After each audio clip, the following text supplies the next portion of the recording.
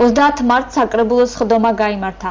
სხდომაზე განიხილა დღის წესრიგით გათვალისწინებული საკითხები, მათ შორის 2008 წლის ადგილობრივი ბიუჯეტის ანგარიში. ასევე განიხილა 2009 წლის ბიუჯეტის პროექტი.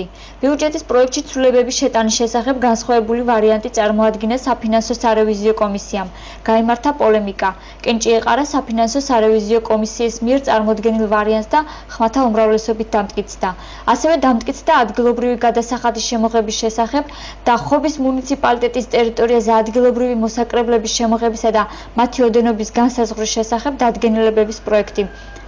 სხდომაზე განხილული იქნა აგრეთვე მუნიციპალიტეტის დასახლებული ტერიტორიის დასუფთავების მოსაკრებლის გადახდის ინსტრუქციისა და მოსაკრებლის ოდენობის დამტკიცების შესახებ დადგენილებაში ცვლილებების შეტანის საკითხი, რომელიც ასევე ხმათა უმრავლესობით დამტკიცდა. ასევე განიხილეს 2008 წელს გამგეობისა და საკრებულოს მიერ გაწეული მუშაობა, რომელიც დადებითად შეფასდა. სხდომაზე განიხილა და დამტკიცდა აგრეთვე აგვისტოს ომის დროს ღმირულად დაღუპული ბიჭების სახელების სტადიონებსა და ქუჩებზე მინიჭების პროექტი.